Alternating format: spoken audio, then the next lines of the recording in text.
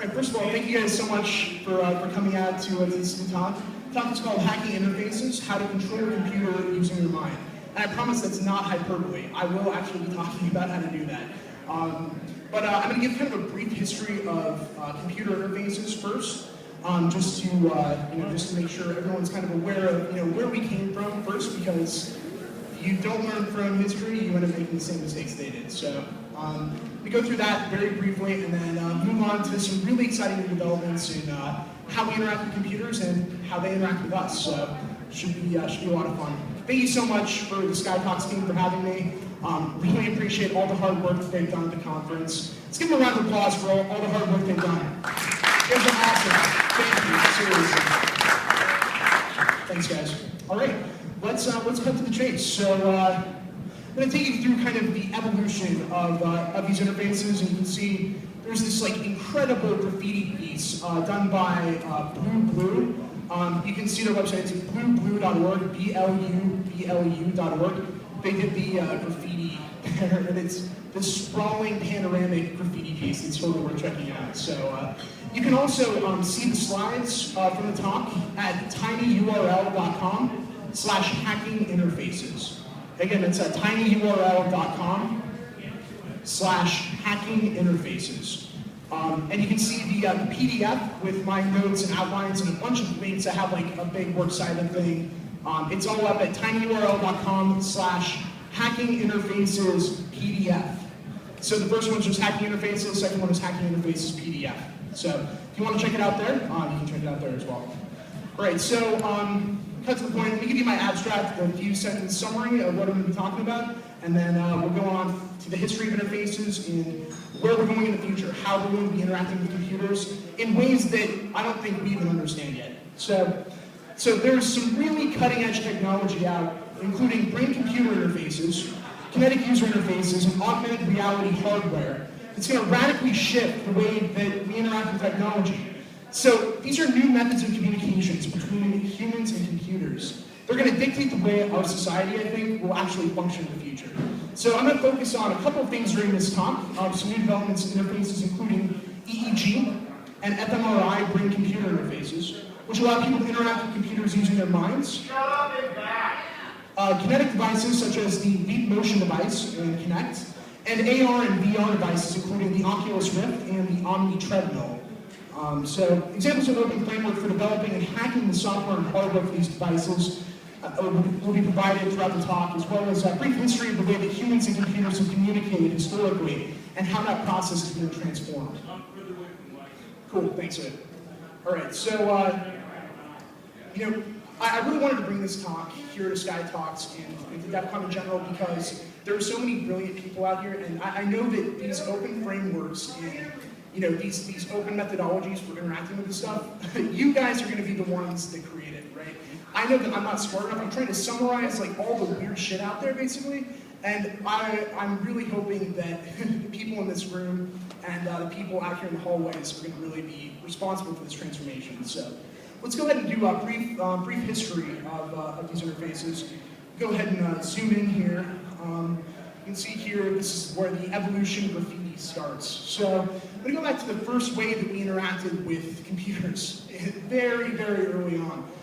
All the way back in the 18th century, there was kind of a predecessor of the punch card that was invented. So it was used for controlling textile manufacturing. Basically started to develop what we would actually recognize as a punch card in the 19th century, thanks to Charles Babbage, as well as Simon Korsakov. So here is a textile loom. It was actually invented by Joseph Marie Jacquard in 1801. So you can see here, I mean, this is like 1801, we're already using punch cards, right? We're able to communicate with computers only through this weird means. And like, it's not even something we would recognize as a computer, it was a mechanical device. Before that, it was levers and pulleys, and those mechanical devices were the only way we could do it. After that, we actually invented punch cards so that we could print textiles, clothing, garments, everything, from that to from that to blankets, I mean, whatever you needed to, right? So this is a prototype kind of a punch card proposal by Simon Korsakov. Ha ha ha, Simon Korsakov. Anyway, So you can see here, this is the actual proposal that he made in the early 19th century of how we were going to be able to communicate with computers, which blew my mind. I knew we used punch cards in like the 50s and stuff, but like all the way back to textile manufacturing in the 19th century is really where this stuff started. Here is, 100 years later, the punch card standard, the EBCDIC 80-column punch card standard. So you can see, we go back and forth. I mean, you can see like, this stuff was invented like 100 years before, and basically it looks like a Scantron that you would take a test on when you were in middle school. So that is how this whole thing started. And we take for granted that we can use keyboards and mice now, because this is how we started interacting with computers. Let's go ahead and move on to the next phase, which is Teletype. So this is the predecessor of the modern keyboard. And here you can see some British telegraph operators during World War II using Teletype in order to communicate with troops on the ground. So the Teletype machine was invented in the 40s for use with the telegraph, actually. Until 1948, where the Binac, which was the world's first commercially available digital computer, used a modified typewriter, basically, to input data on magnetic tape, as well as to print the data that it actually returned. So you can see here, this is a Teletype Model 33. And then we've also got the Siemens, Siemens, Fernschreiber 100 Teletype, right? So these are the predecessors of the modern keyboard. And then when MIT, Bell, and GE created Multics, which you guys I'm sure are familiar with, a CRT display combined with the typewriter actually allowed programmers to see what they were typing on the screen. I mean, that's the biggest thing we take for granted, is that people couldn't even see what they were typing on the screen before. They were typing stuff into a teletype, but they didn't really have a feel for what this machine was actually going to do. It was a punch card, you fed it in. This is the CDC data point 3300, which was one of those Multics devices. So you can see the CRT display actually connected to the keyboard, allowed people to see what's going on. Here, the best keyboard in the world, the IBM Holodeck. What's your round of applause? We went from this to that, and that is pretty sweet.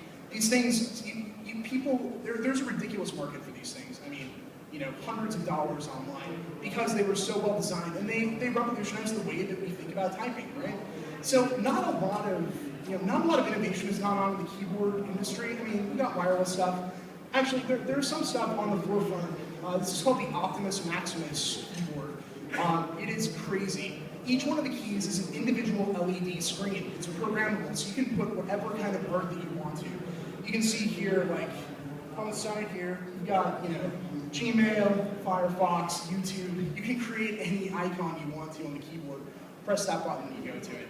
So each one of these keys, if you can see here, like, this is like a, it has like a, music notes on it. You've got all kinds of different symbols you can put on the keys. So, but still, it's basically the same thing as we've been using since the Model M, since Teletype.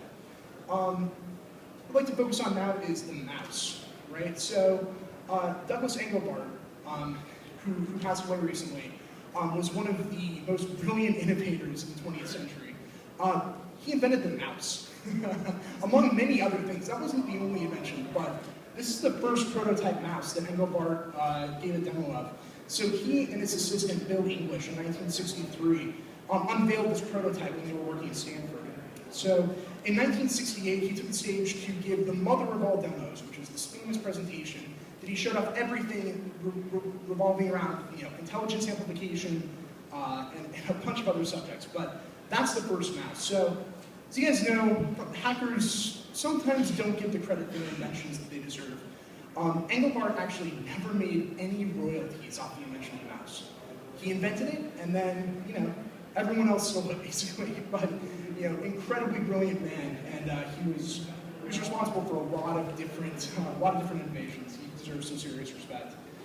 So when Bill Gates and Steve Jobs both saw this independently at Xerox PARC, they were like, holy shit, this is how people are going to be able to communicate with computers from now on. We're going to be able to use a mouse to do this. It's going to be fantastic. So, people had a new way to talk to computers. And that's really what this talk is about. So, sorry to bore you with that. That's a history of the interfaces. I feel like it's important to go through that first to go beyond that. So, this is the IBM PS2 mouse. These mice were absolutely ridiculous. They look like alien devices, actually. But yeah, we've got the new sort of Logitech performance mice. We've got Razer mice. We've got stuff like that. But we went from this to this pretty quickly. We'll talk about touch very quickly. This is Herbie Hancock on the Fairlight CMI, one of the first big synthesizers. This thing had a touch screen with a touch light pen, which was totally revolutionary for the time. This is an HP 150 DOS touchscreen from 1983. It wasn't a full touchscreen, but it did pretty much work. And it only worked with their applications, so it never really took off. But it could run touch applications back in '83. And here's the iPhone 5. So, I mean, in 25 years, 30 years, we've gone from that to that. So it's pretty impressive. Let's see where we're going to go. What's on the horizon for these interactions, right? EEG. So EEG stands for electroencephalography. If you guys have heard of EKG before, that's what monitors your heart when you're in the hospital. This is EEG. So it's actually monitoring the electrical activity in your brain to figure out what areas of the brain are active. I want to make a quick disclaimer. You know how people say IANAL online? I am not a lawyer. Well, I am not a neuroscientist, so I'm sure there are people in this room who know way more about me or way more about this than I do. But this is just kind of a brief overview of this stuff. So, how does electroencephalography work? Well, EEG uses electrodes to record. This is the famous Wayne Szalinski's brain reader invention. Not sure if you guys are familiar with this, but you can see, I mean, pretty crazy stuff.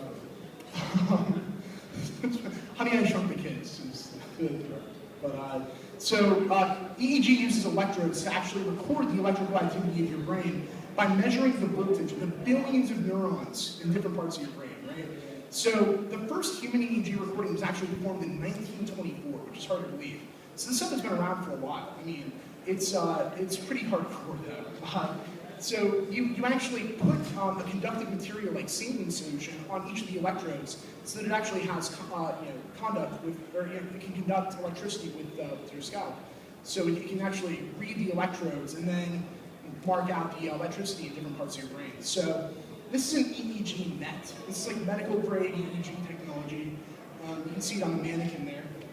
But EEG is, like I said, it's been around for almost 100 years now, but it's extremely powerful, and I think it's going to be a really significant way that we will be able to, and even now can interact with computers using our minds. So I'm going to show you something which totally blew my mind, no pun intended, recently with with EEG technology. This is called the emotive epoch, and there are a lot of new consumer-grade EEG devices out there, but this thing is fantastic. It's got 14 electrodes, so it's the closest thing to a medical grade EEG that just consumers, hackers can play around with, right?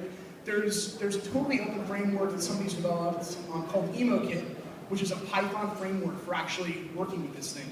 So you can code in Python, open source, and you can actually create systems that basically read your mind and allow you to interact with the computer, right? So right now, it's not, it's unable to pick up on abstractions. So it can't think, hey, it can't understand that maybe you're thinking about, Beethoven's Fifth or something like that. There's no way that it can do that. But what it can do is measure very basic cognitive actions, right? So here's an example of how this thing works, okay?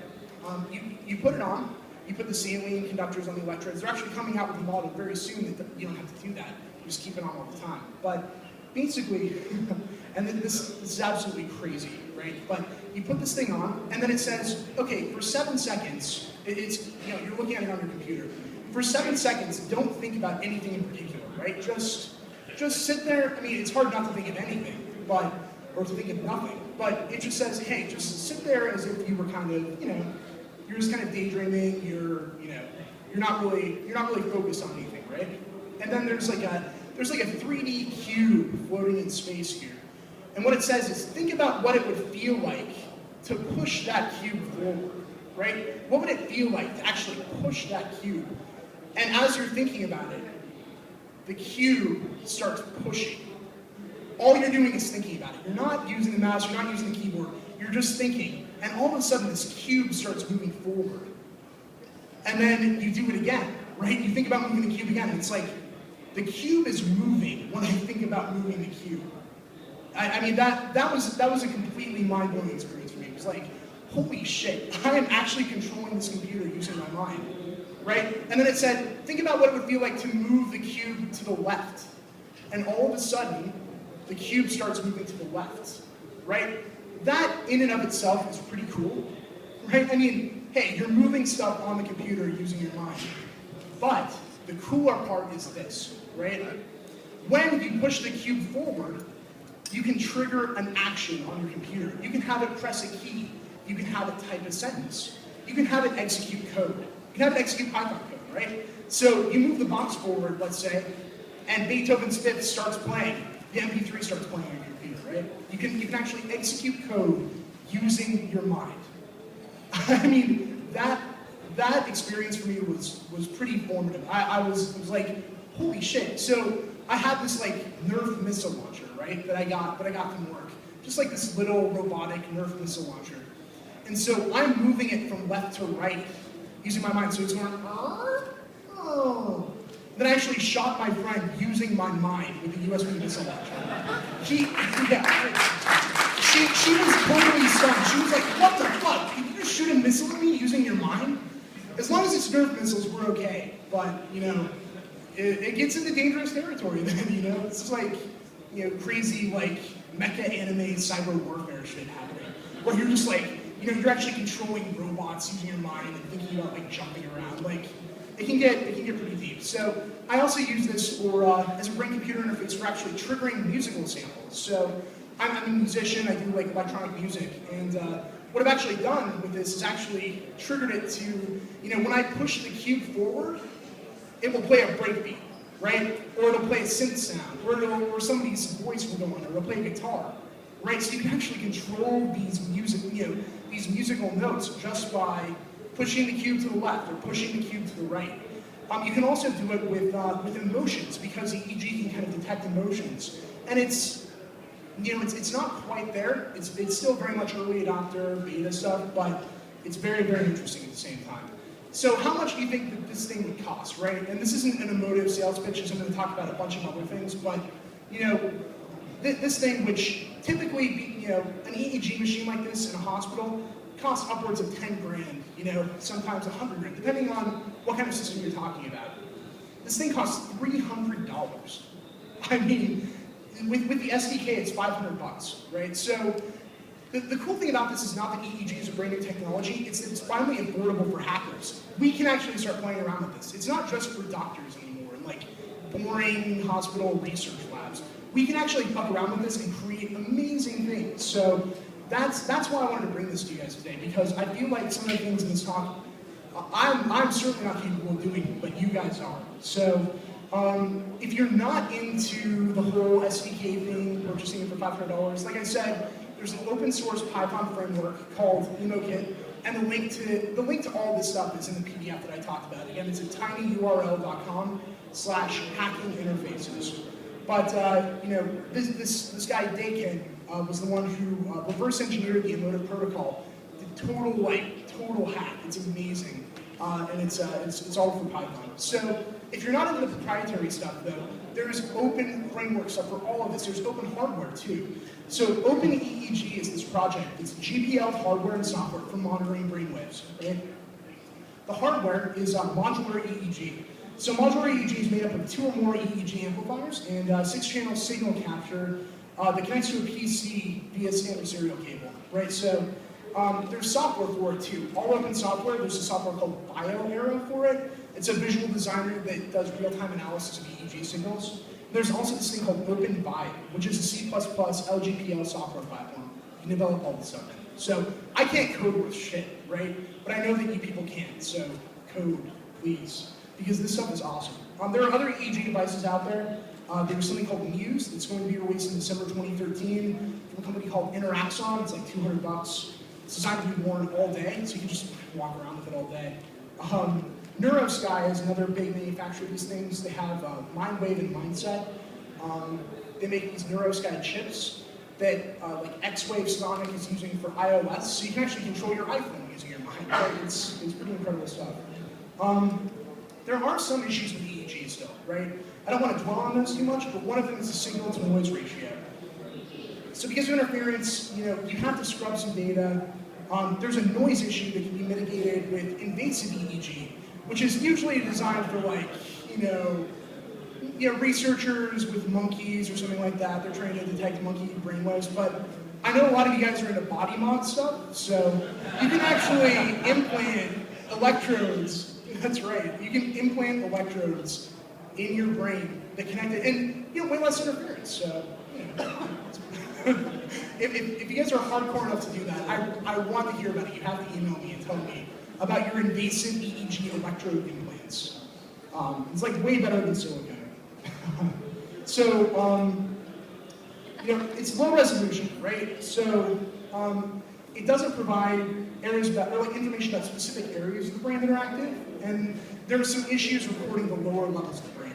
I'm just talking about, I'm just warning you, it's not, it's beta technology, but it's incredible at the same time. It usually takes a little bit of time to put it on, but the new emotive device, you don't have to put saline on, you can just put it right on, and it's on.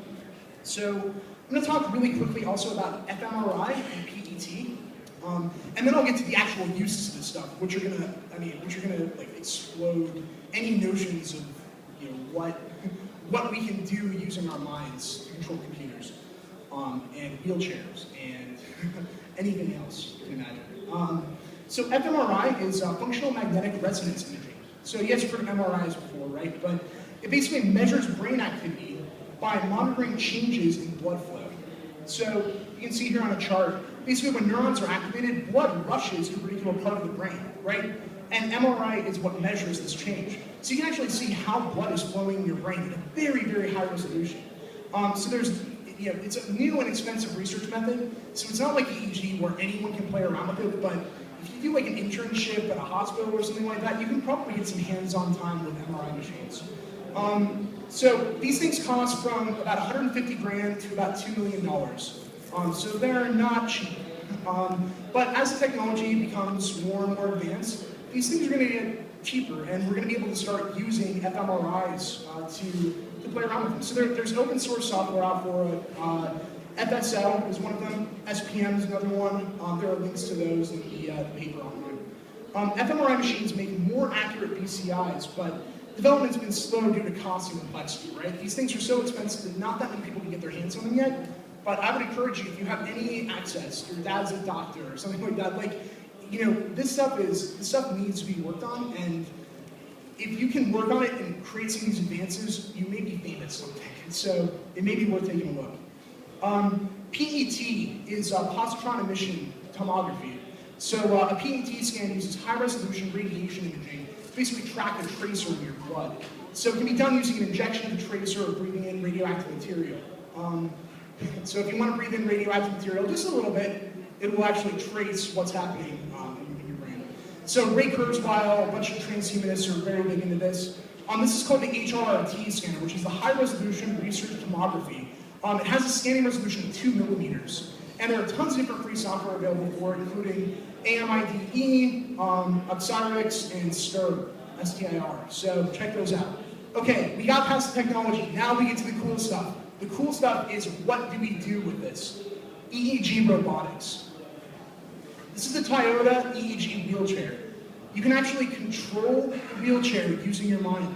This guy is able to drive around in the wheelchair just by thinking, go forward, go left, go right, turn around, right? So all these actions, EEG is already powering this stuff. This is not new. This is just already happening.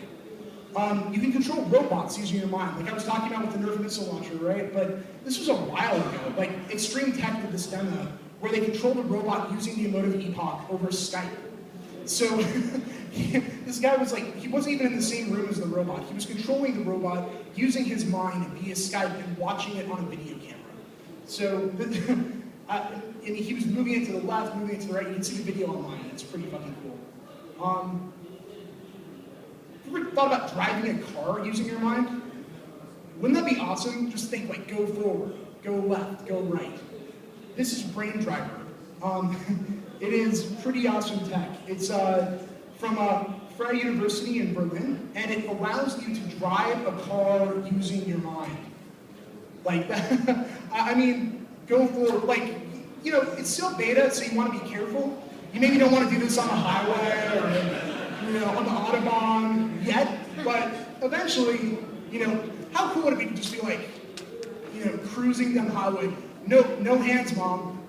Like, I'm just driving with my mind. So there's more stuff too happening. So we talked about ways to get data out of the brain. What about data into the brain?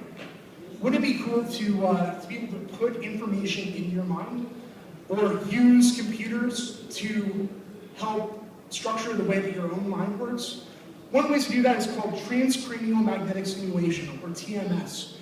So it actually uses electromagnetic induction to polarize. Sorry? Is it not to be confused with PMS? Exactly, not to be confused with PMS. But it basically uses electromagnetic induction to polarize or depolarize neurons.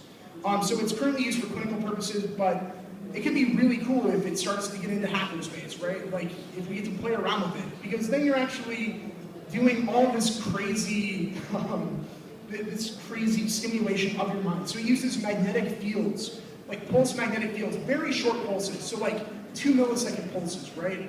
But this is used for therapy right now. Like, I read this article about this man who was suffering from debilitating neurological disorders, and they were able to use transcranial magnetic stimulation using these magnets to actually stimulate the proper neurons in his brain to fix his issues. So it's very, very important research, I think. And you know, as we get more involved in these studies, I think we're going to be able to find ways to make our brains work in more efficient ways.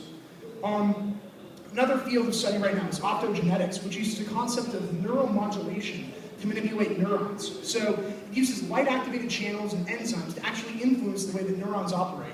You can see here, basically, neurons communicate by firing, right? So it's an electrical signal.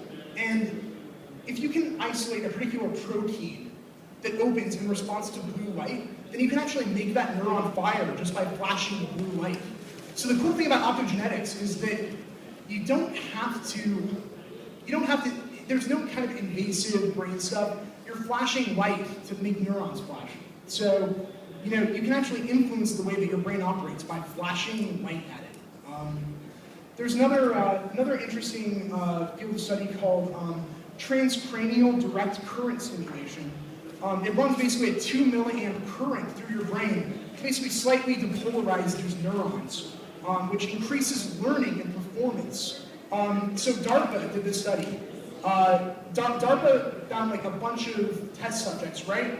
And we're using this means of stimulation. So not TMS, but yeah, this is actually transcranial direct current stimulation, where they have this like little 2 milliamp, 2 milliamp stimulation of the neurons. And they found that it increased the ability of people to learn and perform using this means of stimulation. So DARPA has done studies already saying, hey, this makes people smarter, right? If we do this, I mean, you are able to hack your own brain by doing that. So I want to talk a little bit about some other uses of BCI. This stuff is all out there right now. This isn't even like cutting edge or like, what's the future going to hold? This stuff is all out there to play around with. So polysomnography, big word, basically just means when you're dreaming, finding out what's happening in your brain, right? So I have a friend back in New York, his name's Colin Petty. He's a musician, and he actually has put an EEG on himself while he sleeps.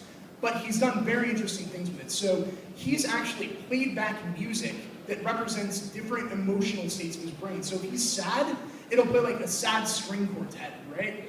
If he's happy, drums will come in, you know what I mean? And so he can actually have a picture, a musical picture of his own dreaming based on the EEG readings that were happening while he was sleeping.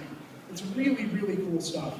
And he can actually understand if he's lucid dreaming through this, right? He'll hear the music and know that he's dreaming, so it'll actually trigger lucid dreams, and he can have a record of his dream. He's done like 3D environment building where he can like walk through dream environments and through like 3D computer environments. It's really cool stuff. Another thing you can use it for is just general computer control, right?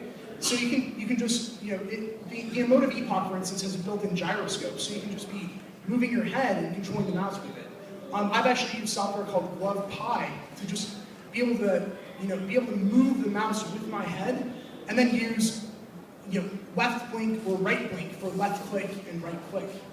So, I mean, I'm like, I'm controlling the mouse and clicking and, triggering musical loops just by thinking. It's crazy shit, guys. Another area of study right now is neuromarketing. So, neuromarketing is from Clockwork Orange, a little terrifying. So, it's about as lucrative as it is ethically questionable. But what you can do is track people's brains and show them ads, right? Companies are doing this right now. So, they'll show somebody the ad and figure out whether it makes them happy, sad, whether it makes them angry, whether they want to buy something, whether the impulse to buy is there. So people are working on this right now. A couple of companies, Sands Research, MindLab International, Neurosense, so they're kind of leaders in the industry right now. This might even be more evil than Project MK Ultra, right? It's like, if you're actually figuring out how people's brains work and then using that to make them buy things, I mean, it is a little ethically questionable. At the same time, it would also be cool to, to have people understand the way that your brain works, and to be able to, use that for not so nefarious purposes. So there are ethical questions that come up with this stuff too, that I think we have to think about. So those are some current uses right now, right? We're still in the caveman stage, but we are moving towards the future. Future topics. Intelligence amplification, exocortices. So there's this transhumanist idea, basically, of an exocortex, which is like an external motherboard that you connect to your mind in order to make yourself smarter, to be able to store more data, that sort of thing. So, it's basically brain augmentation, intelligence amplification, in the spirit of people like Engelbart. So that is something that's in development still. People are working on it. You can't just go out and buy an exocortex right now, but someday. Also, I've had this idea of, and I'm sure other people have had it too, but I've been thinking about it a lot, and it's this idea of neuro communities, right? So, the ability, what if you could see what your friends' brains look like? I mean, that's a little scary because of some of the shit that goes on in our brains, I know, but if you could see what someone's brain looked like, wouldn't that be amazing? And let's go beyond that. Let's think about it in like the context of social networking, right? What if you could see other people's brains that looked like yours for compatibility, right? That's real neural networking, right? You're actually, like, a neuro community would be a group of people whose brains are compatible, who think the same things about certain topics. So think about this, like, if you have the ability to network with people based on their brain data, including everything from the way that they react to a particular song, like they're listening to a song, right, and how they react to that, to the way that they react to you, reacting to how they react to that particular song. So, I mean, you could actually meet people with, not just with similar interests, but with similar emotional responses to movies or to music. I mean, to know that someone is having the same weird spiritual experience that you are based on a work of art or based on a piece of technology would be super fucking cool. So that's kind of my idea of the next stage of neural networking, which is networking brains and figuring out how these brains interact with each other and how we can work together to create a network of basically both biological and artificial neurons. Something on the horizon as well is synthetic telepathy. So it sounds crazy, right? But DARPA is actually working on this right now, right? So DARPA is conducting research on synthetic telepathy, which would basically allow people to communicate silently using their minds. The project is actually called Silent Talk. You can look this up online. DARPA's project is Silent Talk. And research aims to, quote, detect and analyze the word-specific neural signals, including using EEG, which occur before speech is vocalized, and to see if the patterns are generalizable. So what that means is they're trying to see if through EEG, they can detect how neurons create words before you even say them. If they were able to do that, then they could map those words, and through computers, people could communicate without speaking. They could communicate in language, but without speaking at all. So that's synthetic telepathy. take a look at Silent Talk online. It's crazy. I mean, as of 2009, which is a little bit terrifying, the research is focused on military uses. So right now, the military is trying to basically figure out a way to make synthetic telepathy a reality. Only Nerf missiles, that's fine. But if it gets into real missile territory, it's a little, you know, I am become Death Shadow of Worlds territory. So more future BCI uses. So these are some other things that I think will become possible through brain-computer interfaces. Simulated reality. If you can't read that, it says, what if I told you that you live in a simulated reality called the Matrix, created by sentient machines to subdue the human population while your heat and electrical activity are used as an energy source? So what if you could create a simulated reality with a BCI, like an emotive, right? If you could go into a virtual environment and have the brain actually control the avatar's interactions, right? You can actually do that right now. The emotive epoch has a way of, like, if you blink, your character blinks on the screen. There are games that you can play where your avatar will react to the things that you're thinking and the things that you're doing IRL. So you can enter into these virtual environments, and using your desires and movements, you can actually interact fully in a virtual world. So let's talk about whole brain emulation also.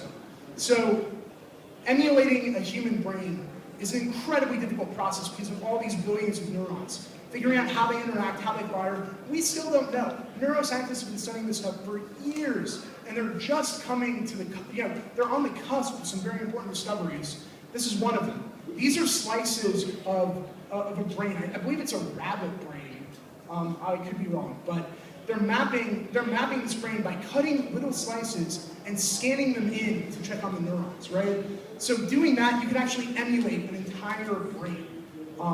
It's a very powerful idea, and it brings up the question, if you can emulate a brain, is that emulation sentient, right? If you're actually emulating the way that a brain works, are you creating an intelligent being? I mean, this is more than just AI shit. This is not artificial intelligence. This is creating real intelligence using brain emulation. If you bring to life a brain, then that's pretty cool, I guess. I don't know. Let's talk about nootropics research. So nootropics are like smart drugs, right? Different drugs that, Kurzweil's talked a lot about this. Different drugs you can take to make yourself smarter. But what you could do with EEG is actually study the way that these neurotropics work on yourself, right? So you could do like mathematics exercises after taking a nootropic or not taking a nootropic, right? So there are different ways that you could actually research this using EEG. So I talked a lot about brain-computer interfaces. I want to briefly touch on some kinetic user interfaces. So Open Kinect is the first thing. It's kind of weird to see, Tux with balancing the Xbox on his head, but that's basically what the project is. So the Kinect for, obviously there's been tons of controversy about the Kinect for the Xbox One, but the Kinect 2 is going to be a huge upgrade, right? So the field of view is going to go from 57.5 by 43.5 degrees to 70 by 60 degrees. So it's going to increase the field of view. And the current Kinect has a 640 by 480 camera only. The new one's going to upgrade to 1920 by 1080. So it's going to increase depth resolution along with an IR screen. It's also going to feature Illumaroom, which is an AR projection system that basically changes the room that you're in. So there are proprietary dev kits, obviously, for Xbox One, but Open Kinect is a project that basically uses free software in order to let you mod the Kinect. I want to talk a little bit about the LeapMotion device also, which is a new device that just released. It's been out for developers for a little while. I just got my hands on one like last week. It can track hand movements very, very, very well. It's a little bit scary, actually. It's gesture-based computing, and it's designed for a consumer market that will allow you to interact with applications. If you guys have seen Minority Report, it's a lot like that. It's interacting with stuff in the air, right? And being able to, interact with the computer. I was flying through Google Earth the other day, just using my hand, like flying like an airplane. Not with a mouse or not with a keyboard, but just with my hand, right? Hovering over the computer. So this stuff's very powerful. 40,000 developers right now. They shipped hundreds of thousands of devices already. There's an SDK available for Linux and Windows. Their open source initiative is also really taking off. So they're competing with companies like PMC, 3Gear, you know, Soft Kinetic, stuff like that. Let's take a look at the Oculus Rift and Omni Treadmill. A lot of you guys, if you're gamers, you've probably heard about the Oculus Rift. It's not 1990s VR technology. It is 2013 VR technology. This is the real deal. And you can see this guy is running on a treadmill.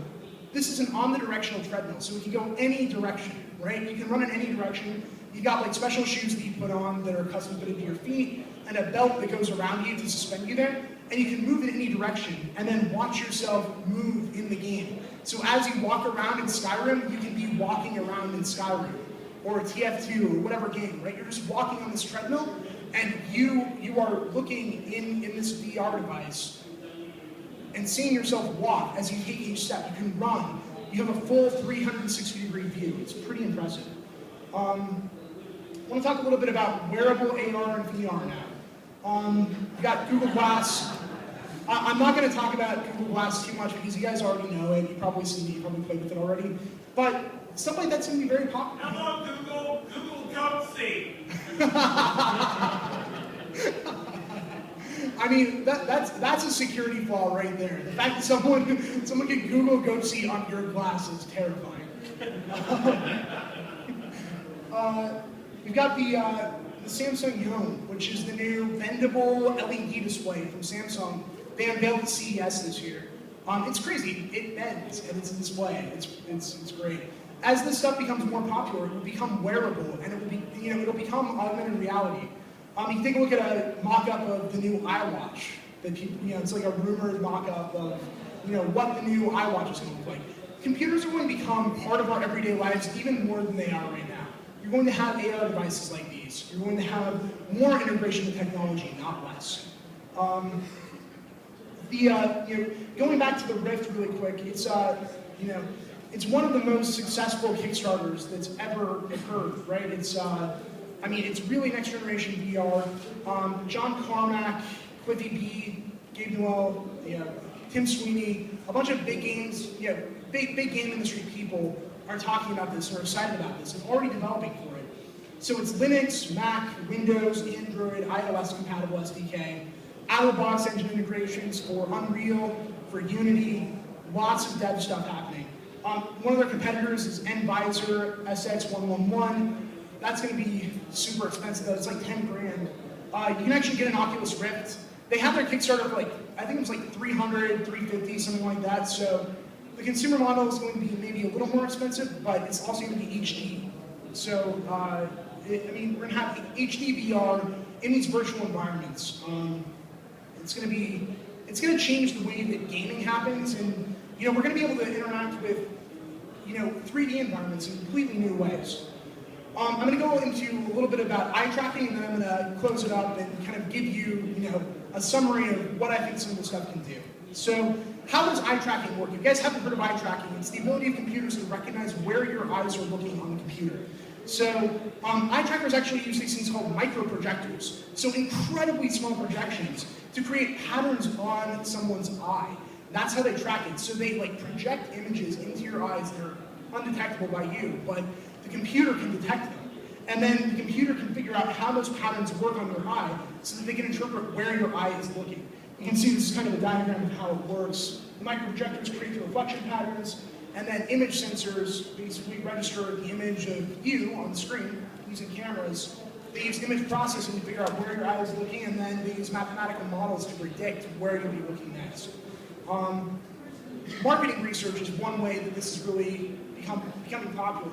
This is where people look at on a Google page.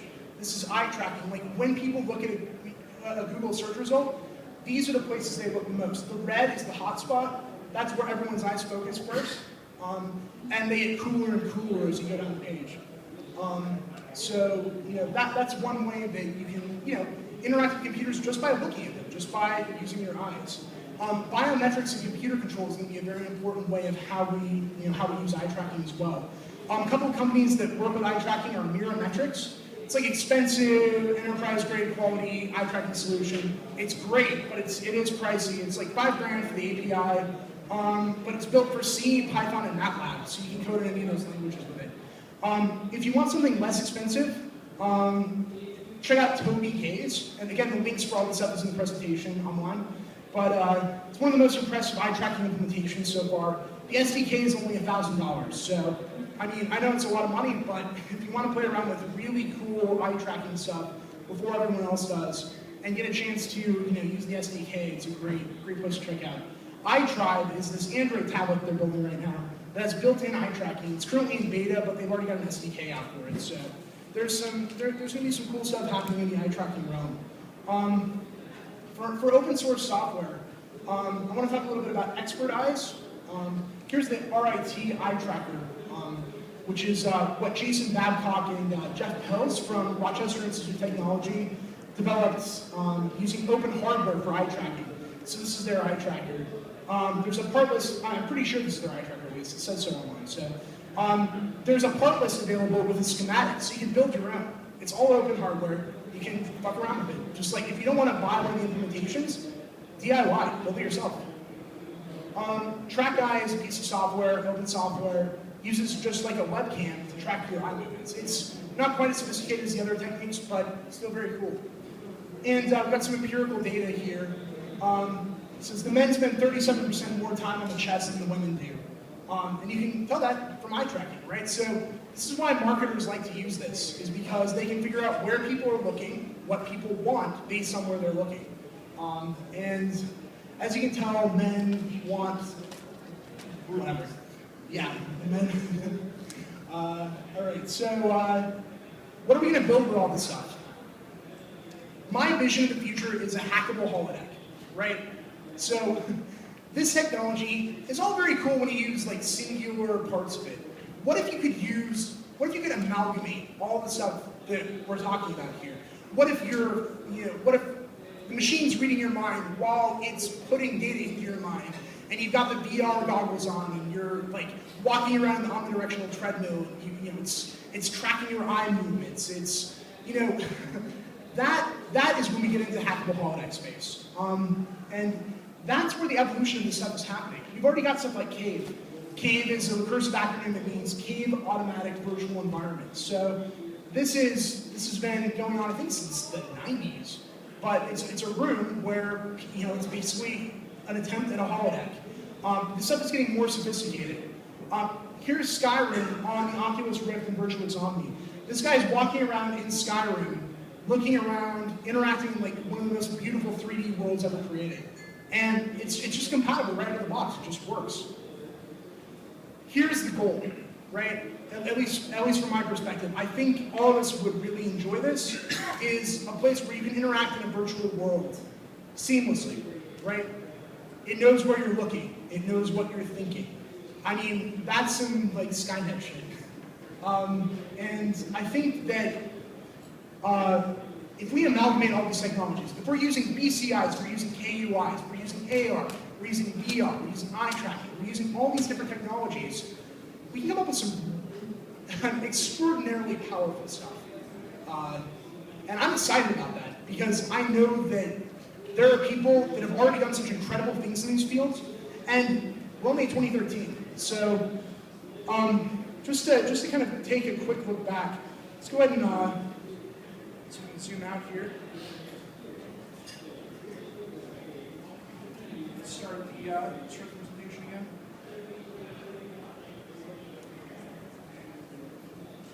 I mean, taking a step back, let's look back through the evolutionary process here. We can kind of think about ways of developing all these technologies in order to really be able to create this hackable holodeck.